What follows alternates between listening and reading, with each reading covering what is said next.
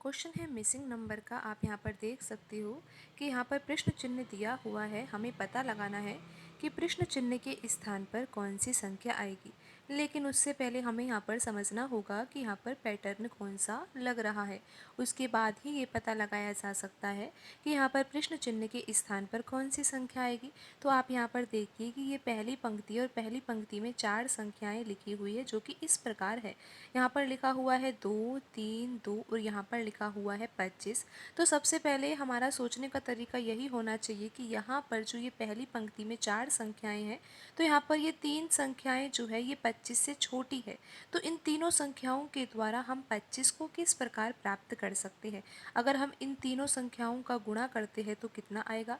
2 तिया 6 और 6 का गुणा 2 से किया जाएगा तो 12 आ जाएगा। फिर अगर 12 आ ही गया है तो 12 से 25 अगर प्राप्त करना है तो 12 का गुणा 2 से कर दे और यहाँ पर हम +1 कर दे तो यहाँ पर 25 आ सकता है। अब हम यही पैटर्न यहाँ पर दूसरी पंक्ति में भी लगाकर देखते हैं। तो पैटर्न तो क्या है, यहाँ पर ये जो 3 संख्याएं हैं, इन तीनों संख्याओं का हम गुणा करते हैं तो कितना आता है। 2 दूनी 4 और 4 तिया कितना होगा, 12 होगा। तो यहाँ पर भी जो गुणनफल है वो 12 ही आ रहा है। लेकिन यहाँ पर हमें 64 प्राप्त करना है। तो क्या 64 फिर इस पैटर्न से प्राप्त तो नहीं हो सकता। यहाँ पर तो 12 आया था, तो 12 से हमने 25 प्राप्त करने के लिए गुणा 2 किया और +1 किया। अगर हम यहाँ पर भी गुणा 2 +1 करेंगे तो 25 ही तो आएगा। तो फिर ये पैटर्न तो यहाँ पर सही नहीं है, क्योंकि यहाँ पर तो 64 लिखा हुआ है। तो अब हमें किसी और तरीके से यहाँ पर सोचना होगा, क्योंकि यहाँ पर निश्चित रूप से कोई ना कोई पैटर्न तो लग ही रहा है।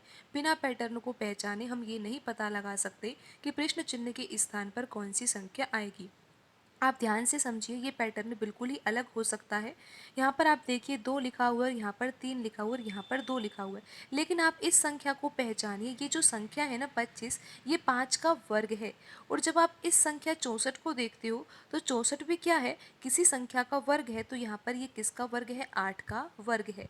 तो यहाँ पर अब आप समझिए कि यहाँ पर ये 8 का वर्ग है, ये 5 का वर्ग है। तो यहाँ पर 5 का वर्ग किया क्यों हुआ है। तो यहाँ पर आप देखिए कि ये लिखा हुआ है 2 और यहाँ पर लिखा हुआ है 3। अगर 2 और 3 को जोड़ा जाता है, बिल्कुल आपको ध्यान से समझना है कि यहाँ पर कौन सा पैटर्न लग रहा है। अगर 2 और 3 को जोड़ा जाता है तो 5 आ जाता है। फिर आप ध्यान से देखिए कि यहाँ पर ये 2 लिखा हुआ है ना, इसको हम घात में लिखेंगे। और अगर हम 2 को घात में लिखते हैं तो यहाँ पर आ जाता है 5 की घात 2 और 5 की घात 2 यानी कि 5 का वर्ग। और ये किसके बराबर हो जाएगा, 25 के बराबर हो जाएगा। तो आप यहाँ पर समझिए कि यहाँ पर पैटर्न कौन सा लग रहा है। यहाँ पर हमने क्या किया, 2 और 3 को जोड़ दिया। अगर हमने जोड़ा तो 5 आया। फिर हमने सोचा कि यहाँ पर ये 2 भी तो लिखा हुआ है, तो इसको हमने घात के रूप में यूज लिया। तो हमने 5 की घात 2 लिख दी। 5 की घात 2 यानी कि 5 का वर्ग, और 5 का वर्ग कितना होता है, 25 होता है। और यहाँ पर 25 ही लिखा हुआ है। तो अब आप यहाँ पर समझिए, आप ऐसा सोच रहे हो कि 64 जो है ये 8 का वर्ग है। तो अभी हम यहाँ पर देखते हैं कि क्या वास्तव में ये 8 का वर्ग ही है यहाँ पर, या फिर कोई और संबंध है यहाँ पर। तो पैटर्न तो आपको समझ में आ गया ना कि किस तरह से प्रश्न को हल करना है।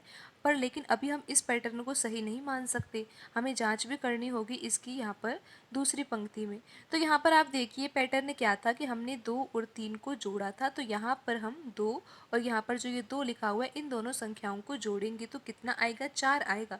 2 + 2 तो 4 होगा। फिर आपको पता है ना कि यहाँ पर जो ये 2 है ना, इसको हमने घात के रूप में लिखा था, यानी कि 2 + 3 कितना हो गया, 5 हो गया। और फिर 2 को हमने घात में लिख दिया तो ये 5 का वर्ग हो गया। तो यहाँ पर जो ये 3 लिखा हुआ है, 3 को हम घात में लिखेंगे तो यहाँ पर क्या आ जाएगा, 4 की घात 3। और 4 की घात 3 किसके बराबर होता है, 64 के बराबर होता है। तो आप समझे कि यहाँ पर जो ये 64 है, ये 8 का वर्ग हमको नहीं लिखना है। इसको हमें किससे संबंध बताना है, यहाँ पर घन से संबंध बताना है, क्योंकि यहाँ पर क्या हो रहा है, 4 का घन हो रहा है। और यहाँ पर 3 घात कैसे आई, आपको पता है कि यहाँ पर 3 लिखा हुआ है, इसीलिए यहाँ पर 4 की घात 3 हमने लिखी है। तो अब हम इस पैटर्न को यहाँ पर तीसरी पंक्ति में भी लगा देते हैं और ये पता लगाते हैं कि प्रश्न चिन्ह के स्थान पर कौन सी संख्या आएगी। तो करना ही क्या है, यहाँ पर इन दोनों संख्याओं को तो जोड़ना है।